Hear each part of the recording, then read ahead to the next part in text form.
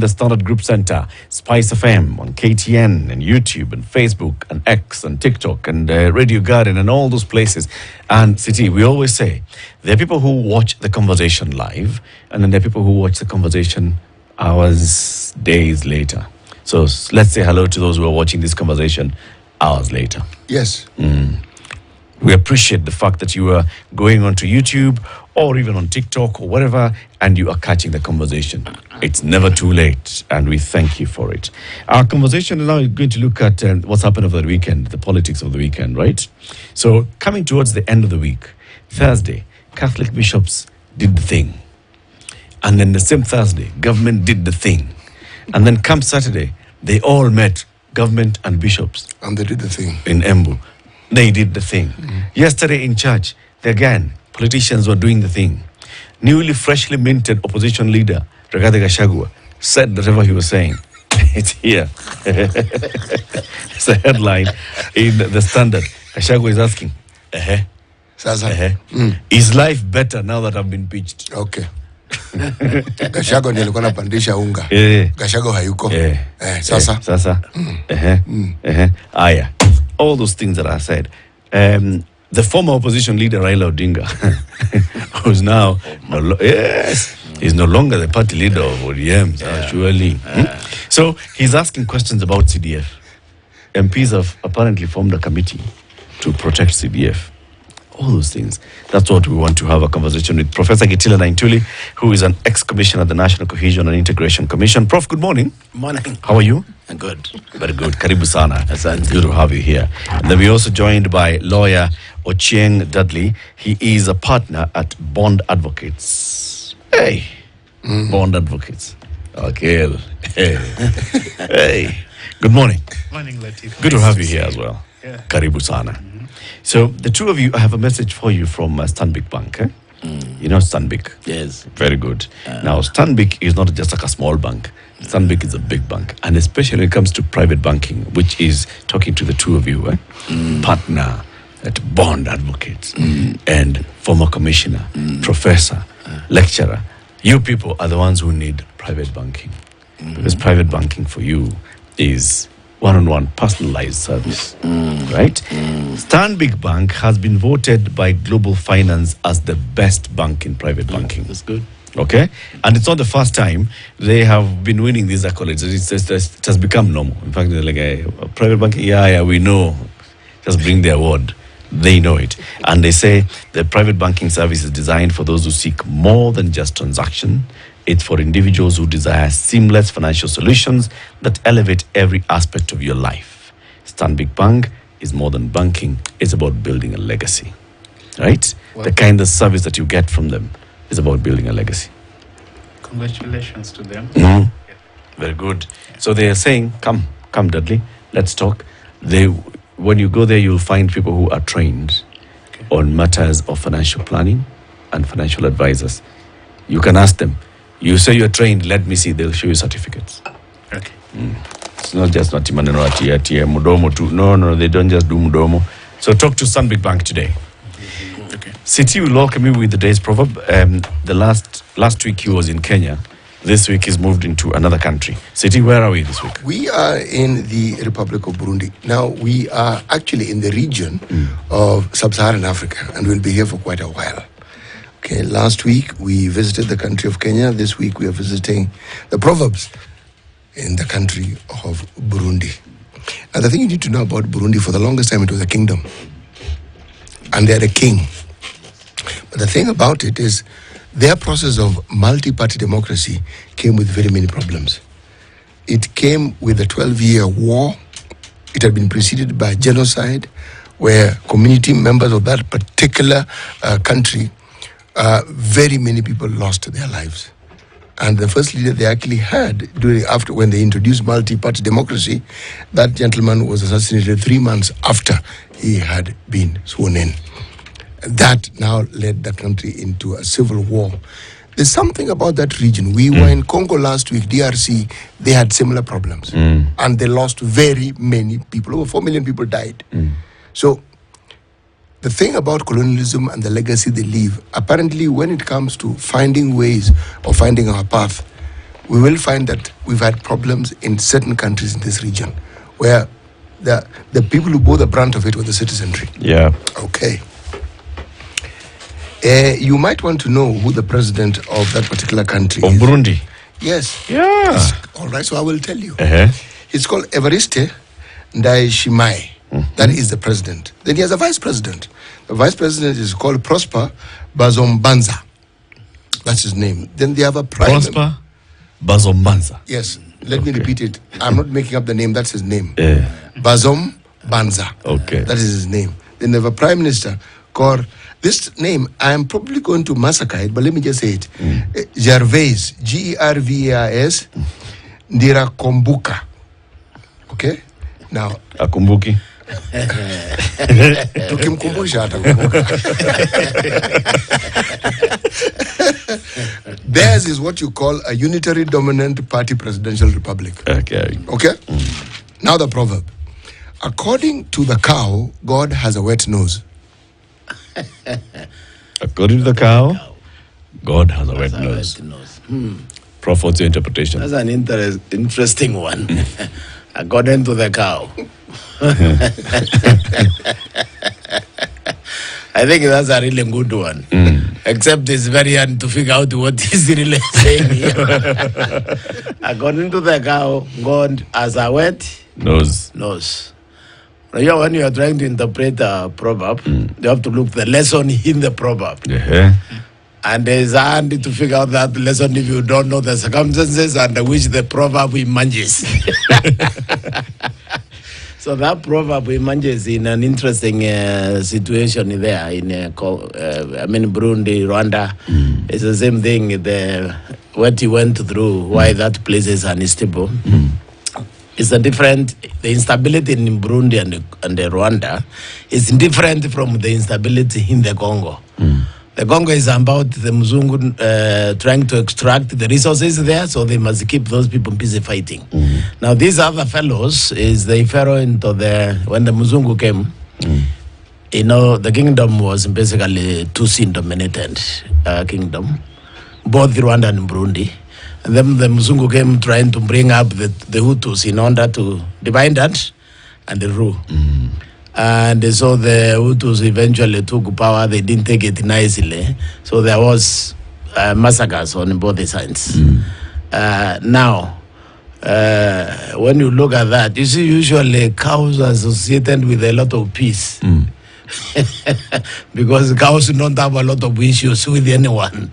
So if you look at the chaotic situation where they are, maybe they're talking about peaceful coexistence. But according to the cow, God has a wet nose. meaning God is like them. Meaning God is like the cow. Yeah. They're talking about peace. Because they really need it in that region. It's been extremely destabilized. You've really tried this one, Prof. Yeah. Amechambua historia. Wakili, what do you think? I'll go by his take. Maybe the cow thinks God is like him. Because God says, made in my image. So according to the cow, God has a wet nose like the cow has. The dadly knows cows that read the Bible. Worship. Yes. Worship. What do you think the Burundians are saying? The proverb is saying? I'm not so sure. Perhaps I'll go by Prof's interpretation of that one. Yeah. That there is war and so there is peace.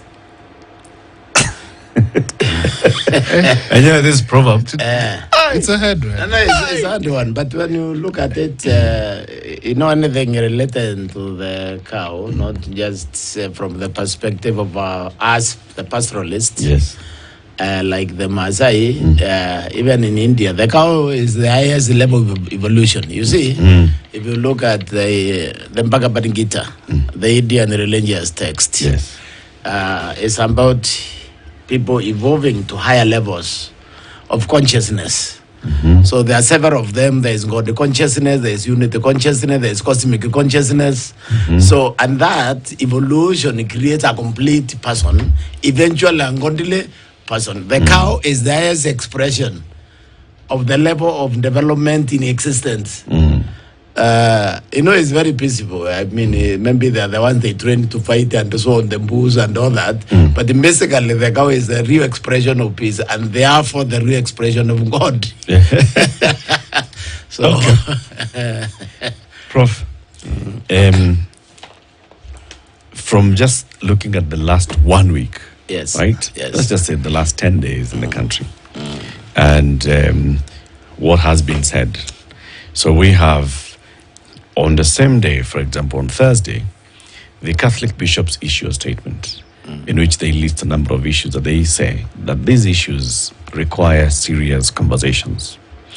As that is going on, President Ruto is chairing a cabinet meeting. And in that cabinet meeting, they're looking at statistics and data from government agencies.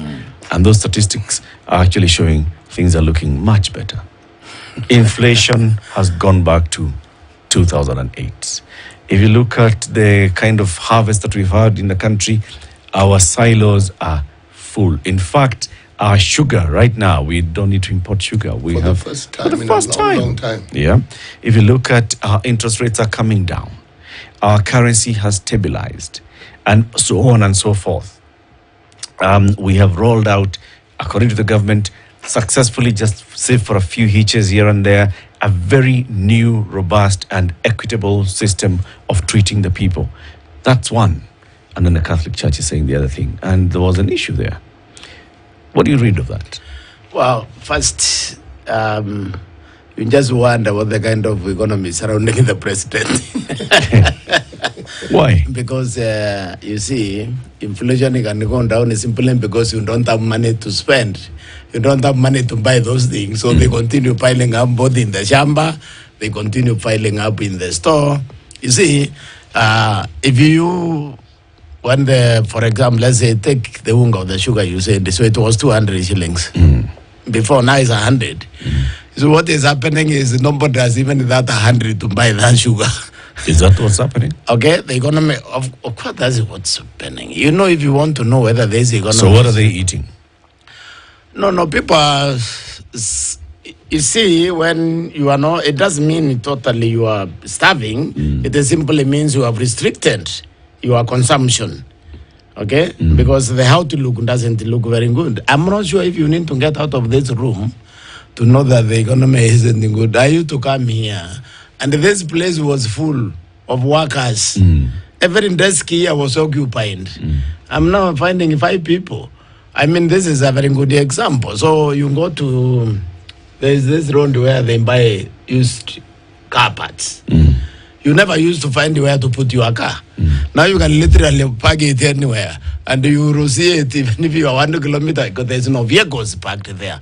So the economic activity is extremely low, and if it is low, then things cannot be that rosy.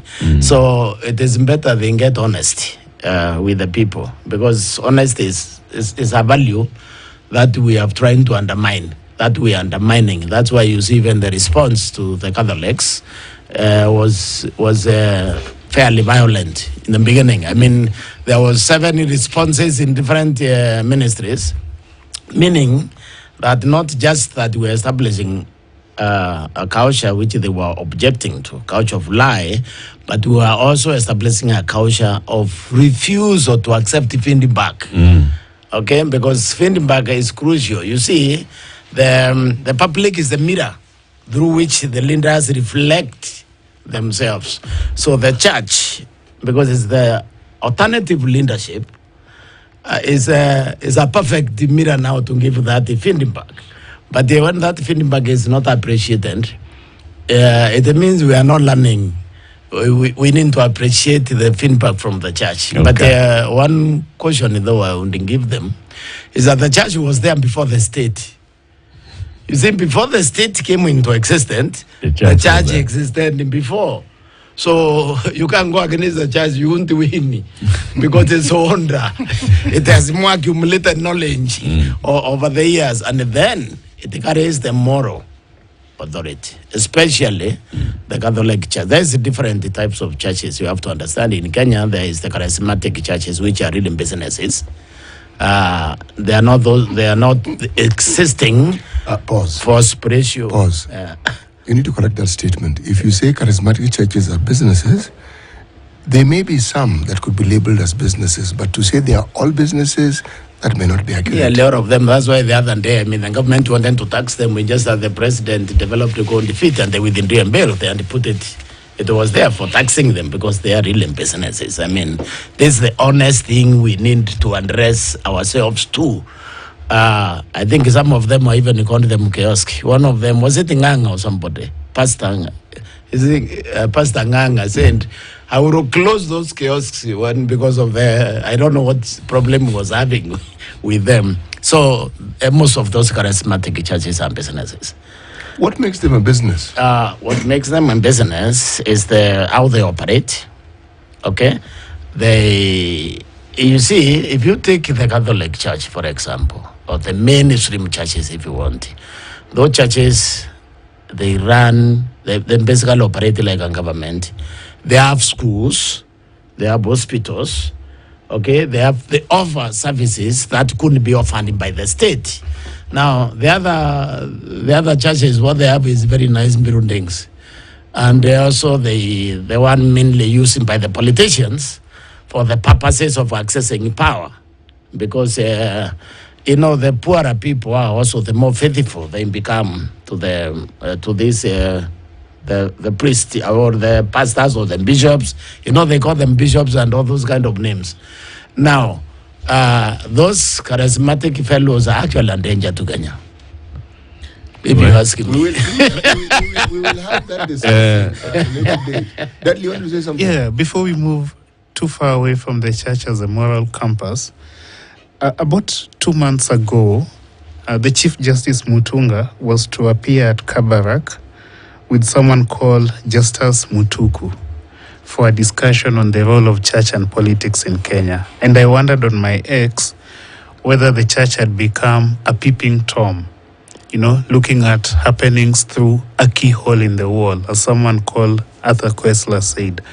Arthur Koestler was one of those absurdists. We heard about the absurdists recently when Gachagua told Parliament that it had become the theater of the absurd. The right of Bennett, Kina Bennett, the one who said waiting for Godot. And now, I think that the church has shown that it's not really a peeping Tom. It's just been observing, and now its patience has run out. It's gone out of patience. And Prof. Naituli is right that the church can tell what's happening. Why? Because, for example, these churches run a lot of mission hospitals. I was born in one myself, not run by the Catholic Church, but by a different church, and went to one my entire life growing up in the place where I grew up. And so these churches know when Shu is not working. They know when the sham is shamming. They know when children are not accessing education. Why? Because they conduct fundraisers for these children, because the churches themselves run a lot of schools, and they know when things are not going the right way. Maybe that's why the government got so alarmed, and we saw the flurry of statements. I think the government ilikuwa imekuwa kadi. It was ready to move the narrative. Yes. And then the church comes and says, no. We need to stop this culture of lies that you are selling to the people. Things are hard on the ground. We are burying the people who die from this scam weekly. We can see the way our hospitals are because of this issue of sham and that kind of thing. And so the church knows what's happening, and it's the pulse. And I think that the Ruto, for example, knows the power of the church, is ridden on it to power, and is now gone back to a strategy that he loves so much, the strategy of co-option. The church speaks on Thursday, and on Saturday, was it Saturday? On Friday. On Friday. He's at a graduation. Yes. At Tangaza University, which is run by the Catholic Church. All right. On Saturday, he's in Embu for the consecration of a bishop who is a Catholic bishop. On Sunday, he is in church at a Catholic church. Kayode. just a moment. While he's there Right. in Kayole, he does something he loves. 5 million, or was it 3 million, He donated, for the father's house, and the church accepted. and then he gives 300 for building, I think, a children's home that the church funds, co-option. And I was at a media station about a week ago, and I said that maybe that is what had happened. The church had been co-opted, because co-option is a strategy that Ruto loves and he thrives on. A week after elections, he buys majority by incorporating the members of UDM who had belonged to Azimio. That's how he gets majority in the Houses of Parliament, and which he has used to pass some of the unpopular policies. So co-option. And I wonder if the church is going to return this 3 million envelope. Would you return it if it were you, Latif? They took it. They'd have said no to it yesterday. Yeah. Right there on the spot. Yeah. For me, the president's friends is actually the church, which is telling him his blind corner, which is telling him what he is not seeing. His friends are not those people lambasting the church. His friends is not himself, if he can't see the advice the church is giving. Because what happens is that, you see, the church lives with us. My friend is saying here, the people who can't get the dialysis, the church is empowering them on a daily basis. The children who can't go to school, the church knows that. The families that are not able to feed themselves because of the economic downturn, the church knows that, because the church lives in the villages. So the president should have been extremely happy about the statement, should have grabbed it and corrected the things that they pointed out. Do you think he grabbed it? Do you think I think look at how he forget about the immediate Thursday response by the various ministries. Yes. Let's look at the president himself. When he appeared at the Tangaza University, Tangaza College graduation, how he spoke. He said, as you are correcting me, just also be cautious not to go and give false reports. No, it's as you may fall, Yeah. you know, into that same category that you're accusing me of falling in, right? Yeah. And then on Saturday, he says, I received this message from the church, so we have this understanding, and maybe I'll finish the week with by going to, again, church, so that we can have a conversation. The president did not blow up this whole issue. He said, yeah, we hear you. But at the same time, we were seeking to explain, saying this is what we've done on health, this is what we've done on housing, this is what we are doing on education, this and the other. The matters that the church was raising, he was attempting to respond in that crowd. So, like Dudley saying, he's getting in there and, being very nice and jovial. And I hear what you're saying. Let me tell you this. Whatever you have done something successfully, you have absolutely no need to explain it. It will explain itself. Every time you feel that you have to explain something, know that you have not done it properly. It's not successful. Okay? So, I think I listened to him in Tangaza. At the Tangaza, he had not really gotten the message, but I think he later did. Because at Tangaza, he also accused them of not being factual. Proper education even. And the most educated Kenyans we have is those Catholic fellows. They are extremely educated. They go to school properly. You see, for them, what they do is a calling. You take like Muheria, for example. He has a degree in structural engineering from University of Nairobi, so he's just not a priest, but he's a thoroughly educated Kenyan. But because they have a special calling, then they become clergy. Now, if you try now to think, that's what I'm saying, it's very hard to compare the charismatic churches with the established one. Is the charismatic ones usually education is shallow. Okay, these are just very nice, very clever Kenyans who designed that they can make a living by starting the church, and then they train themselves or they are trained somewhere. But the other fellows to qualify to preach the Methodist Church, the Catholic Church, you have to go to school properly, a proper school. Prof, what I took exception to is not the reality of what you're saying if we were to segment it, but a generalization. That is what I do exception to. Because some of these charismatic churches that you refer to have people who are just as educated as the ones you refer to. Yeah, some of and them they're just too. as structured. Yeah. Then they're the briefcase. That is ones. why the government is calling for regulation. Yes. Because, I mean, you get some fellow like the Shakaola guy. How much education do you think that man has? What is his name? There's a man of the Shakaola. It's called Mackenzie. How much education do you think Mackenzie has? But he has followers, he has people. So you can go and get them. I know some of them, the bishops. I know a lot of, some of them are even governors, those fellows, because, you can get this power through the church. Because if you have several of them post, what you are correct. It's not all of them. No, it is but not. The majority of them. That is why Rwanda. A good number of them. That is why Rwanda is insistent. And if you say majority, Prof, I'm going to ask you to give figures. Yes. So let's say a good number of them are that way inclined. That's good English. Yes. I accept that. Let's take a break then at 26 minutes to 8. Our guest this morning, Ocheng Dudley is a lawyer, and Professor Kitila actually is a former commissioner with the National Cohesion and Integration Commission.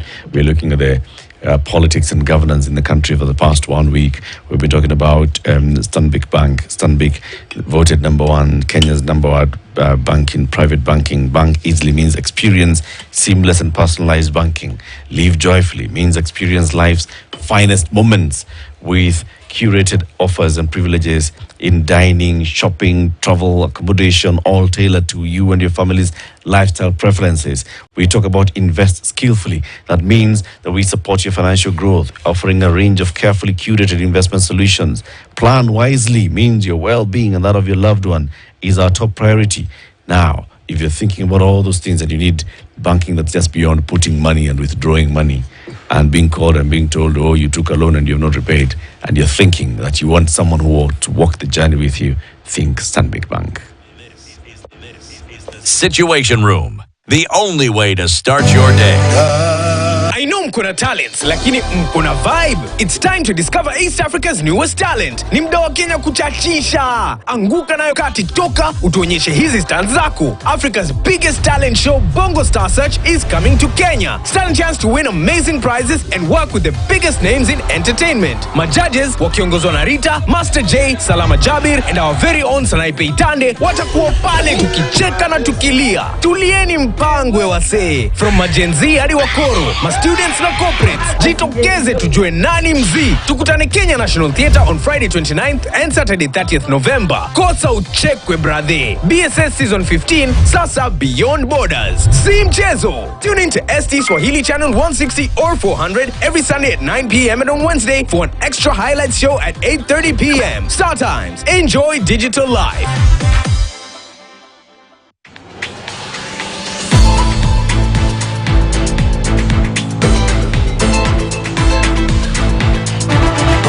Was that Dr. Jill who was with you? I found out she put up her house for sale. That's fake news. I'm not going to leave Baguio, ever. She's already aware that we're connected. Well, don't worry. I still want our plan to push through. You're so pretty, miss. Excuse me? You're my type.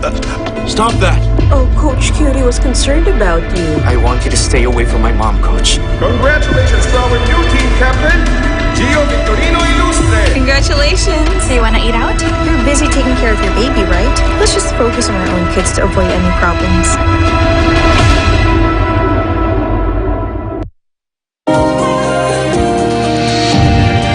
When I have back pain, I reach for 2 tablets of Panadol Extra. It's boosted by caffeine for fast relief of strong pain. Try Panadol Extra for fast and effective relief from strong pain.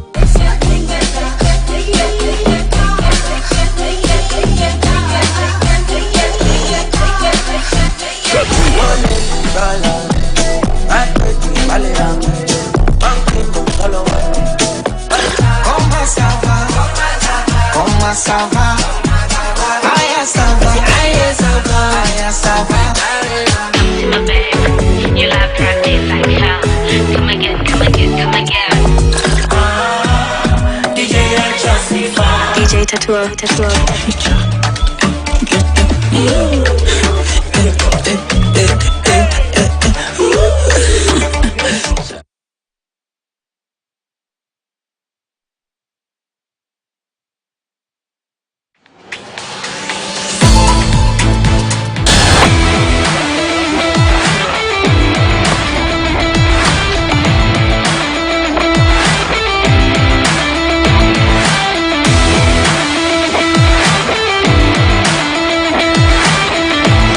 Miss out on Inside Sports every Monday to Friday at 1:30 p.m. Breaking defenses.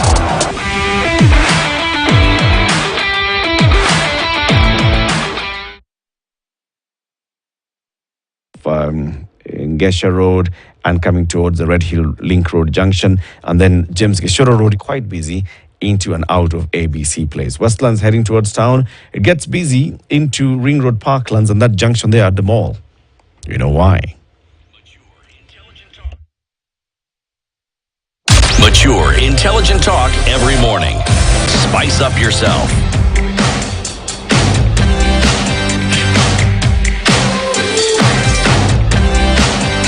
Mornings done right. So 21 minutes to 8, our conversation continues with Wakili Dudley Achiel and Professor Naitule. What do you think, Dudley, is the actual situation on the ground? Because when people heard the dispatch from the cabinet saying, no, we have the focus by government was to see how we can stabilize. And the government seemed to have been announcing, and remember, we are coming now into the week where the president is about to now do what is constitutionally mandated to do, give a State of the Nation address to Parliament. That basically just tells us what the president is going to tell Parliament. That we have stabilized the economy, the shilling is now stable, the price of commodities has come down, we have had a bumper harvest because of the interventions by government of fertilizer at the farms. We now are looking at a situation where inflation has come down. We are looking at a situation where the bottom is now feeling the impact of a government that is working for them. Do you argue with any of those points? Well, is it the alligator that they say if the alligator comes out of the water and tells you that the crocodile is unwell, how would you argue with the alligator who lives in the water? Exactly. And you don't? So for me, if I were to choose between the lying regime and the church, I would choose the church's position. We've just said that the church understands what's happening. The church is on the ground. The church feeds those who cannot feed themselves. When the flooding happened and people were left to their own devices, the church was out there running relief services in a small scale and doing humanitarian work. I believe what the church is saying, that people are having a difficult time. I believe what the church is saying, that they know families that are yet to find their loved ones. I believe what the church is saying too, that they know families whose people are still being abducted until now, until today, until this morning, last night. So I think the church is correct that things are tough and are yet to get better.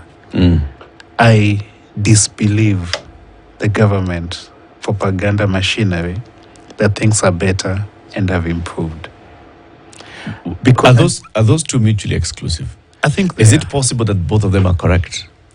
That the church is correct in terms of the impact, right? But the government could also be correct in terms of the situation. Is it possible? Is it possible that the government... Are we saying that the shilling is not 129? Are we saying that the price of maize flour has not dropped? You could argue that, yeah, it's because people don't have money, but has it dropped or not? Latif on maize flour. Are we saying that we don't have X number of bags or 50 kilogram bags of maize in the granaries? Are we saying that we have not had a bumper sugar harvest? Are we disputing any of those things? Well, there's a message they sent out of a Black November sale. Maize, I think the maize flour was going for 93 shillings in some supermarket somewhere. And they quickly posted it and said, oh, look, maize flour is now retailing at 93. And I saw KOT saying that, that's a Black November sale. That's an offer. That's what the correct price of maize flour. At least that I can speak to. But on the others, I choose to believe what the church is saying. I tell you, if the economy is doing well, it's very easy to know. By the number of new businesses starting, by the number of people borrowing money from the banks, either to expand or to start enterprises. There are those the number of employment being created per month, because these are easy statistics to establish. So when the economy is stabilizing, it's very easy. Now the dollar is not a good measure. I mean, the shilling being 129 is not a good measure of economic stabilization, because you see the dollar, I mean the shilling, the strength of shilling is backed by the reserves, by the foreign currency reserves, because we don't use the gold standard now, that we owned. So when you borrow money and they come in the foreign reserve like in dollars, and there is a certain level like threshold in terms of export-import cover, so if it moves from 6 months to 1 year because of borrowing the money, the shilling will definitely they will be strengthened. Yeah. Because there is sufficient foreign reserve. But that doesn't mean the shilling has actually stabilized, because eventually you will get that money out in order to pay those debts. So the microeconomic stability you want to seek is economic production. How much do we export? This is where you want to go and see whether we are moving or whether we are standing. How much do we export? How much do we manufacture? How much do we earn? Yes, how much have we earned? Okay? But you can't measure by the shilling being 129, because that's just temporary relief. It's going go back to where it was the moment you start hemorrhaging your money. So the economic expansion in generally can inform us that the economy is doing well. You see, there's one thing this government has not done. It has not created hope sufficient enough to move people into the direction of investing. Because you see, economy is built by a general belief that tomorrow will be better than today, so that I can remove the money which is somewhere in order to put it for production, to put it into production. You see what happened during the Kibaki era. Within 6 months, the interest rate had gone so low that with the 40,000 you could borrow money and start building a house, because you know that it's going to continue going down, that it will not destabilize. You can plan, you can predict and plan. So problem here is that no one can predict this, because the tax regime itself is unpredictable.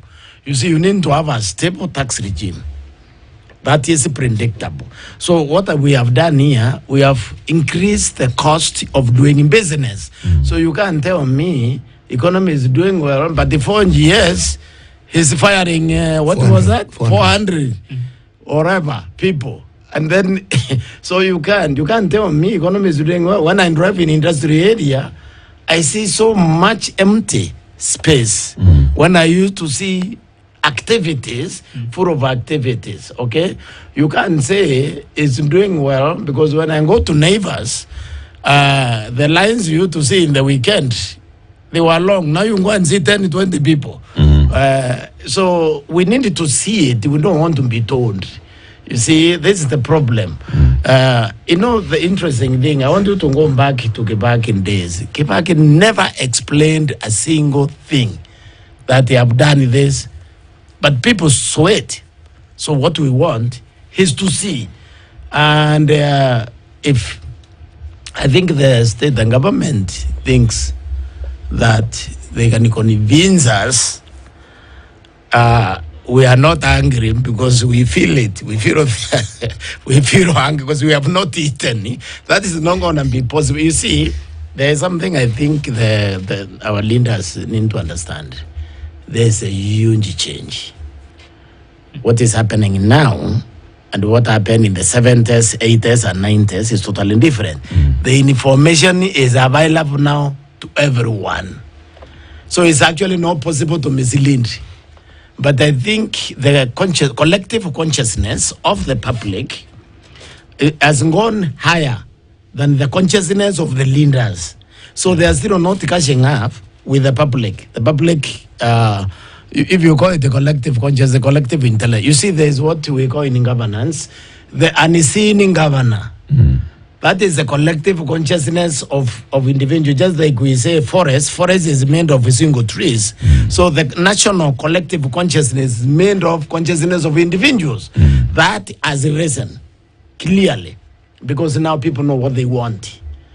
So you can't convince them that they have it, because they know they don't have it. Actually, the people have gone a step further. You see, I am of the view that people have known what they want, but we have a culture where, one, we do not speak back to authority or those we consider to be in leadership, and for the longest time, now the difference we are speaking. Exactly. Yes. And the very thing that people have thought and felt is now being heard. Yes. Yeah.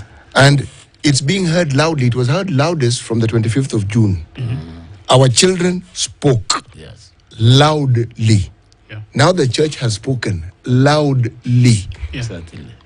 And speaking city, yesterday I think I saw David Ndii saying the economy is doing well. It's doing well. It's strong. Like Latifi is saying, the economy is okay. And then, yes, the economic advisor to the president. And then I saw a KOT, and I think she's a journalist as well, Miss Beatrice Marshall, who's also a farmer, saying that, look here, things are tough. I've reduced my workers, my dairy farm workers, from 10 to 4. I've also... No, from 4 to 1. I've fired 3 of them. I've left 1 on my farm. I've also reduced my cows to under 10. What does that mean? That means I buy less dairy meal, I buy less salt, and I use the services of a vet less, and things like that. And also, there are not enough people to buy my milk. Yes, yeah. Yeah, the milk I'm producing also obviously reduces. Yes. And then David Ndii said, you're just a poor farmer. But then, how many of these poor farmers do we have around the country? This is clever quips of David Ndii are going to catch up with him. No, they will, because you see, any Kenyan, anybody who has taken economics 101, you know that the easiest way to figure out an economy that is picking up is to look at the tax regime. Because you see, economy is 2 sides. It's production and consumption. Without consumption, there is no production. And what does it mean? That means you must have sufficient disposable income in the population to be able to consume. Now, David Ndii's antidote to the president is tax after another tax. I don't know which school David Ndii went, because you don't need to have gone to have a PhD in economics to know that when economy is in recession, because this one is not just in recession but stagflation, it's both inflation and stagnation, you need to lower taxes so that the people have money to consume. You also need to increase in government projects. Housing is one of them. That one is a good one if it's done properly, because it will help put money in people's pocket if they're employed. Because you see, in government investment, there's something they call supply side economics, where in a recession, the government is starting building roads. Essentially, the government pumps money into the economy. Exactly. That's what the government They pump money into the economy, yes, so that now people can consume, and that can spur production. Yes. Okay? So this in David Ndii economics, I think the president needs some other advisors. That you were saying something. Yeah. So, and then every day you see someone saying, nimefikiwa in what way? No, my business is not booming. I've closed it down. Small businesses closing down all the time. When you look at Twitter, where Kenyans share every minute of their lives. So I don't think that the economy is doing better as the government wants to portray. I think that the government is upping its communication. trying to gain back the narrative from the church, from active citizens who are saying that things are on a downward spiral. And I think that the government does not care. I think it cares about winning the next elections, and that's what it's getting ready for. So some of these things we are seeing. What makes you say they don't care? They don't care. Care about what? Because David Ndii as well has also told you that we don't care about those people who will campaign for us. You remember when people were saying we can use the CS money to build schools, to build roads? He said that schools and roads will not campaign for us. This CS will campaign for us. So we are putting money on people who will campaign for us. That's a message of we do not. That? Yeah, he said CAS. He said it, right? For the CAS. Yes. Okay. He said that we need the CS to campaign for us. We don't need roads and schools to campaign for us. So I think that the government does not care. I don't think these people guided the Dr. Ndii doesn't rub you nicely, does he? Dudley? But was it here where someone was saying that? You know you can block him. Block who? For your own peace of mind. For mental health. Yes. Because this one. And I have no issue with him. Whenever these comments appear on your timeline, you're like, there's someone in the public policy space, if he communicates the mind of government, he's our economic advisor, senior economic advisor, so that the views he expresses are not his personal views, they're the views of the government. That's the government's stand on the economy. Poor farmers here and there, Anyway, I was saying that things are not better because if they were better, as Naituli says, you'd know. You can tell. You can feel it. You can feel it. There's a narrative that you have alluded to right now, and that the advice the president gets. I hear it all the time. Every regime, there's always this narrative of people who advise the president. Who selects these advisors? The president. So,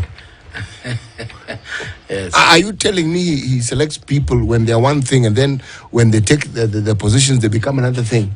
Or is it that we didn't know what they were to begin with? I think what's happened is part of it is the culture we have developed of psychophancy. Trying to, when the president offers me an opportunity to advise him, then I try to see which direction is he thinking, so that I can advise him in that direction, because I don't expect him to accept an honest advice. Okay? Now that has sunk into our society, and it's not a good thing. What you need when you see the president is in charge of this, a big thing. The country is big, so he has so many things in his mind. You have to be I wouldn't say even brave enough. Maybe courage is a better word to tell the president when something is not working and why it is not working. Okay, but because we assume the president will not accept the feedback. So we don't give him. The proper feedback. But we don't give him proper feedback. This of very many presidents. We heard this of Uhuru as well.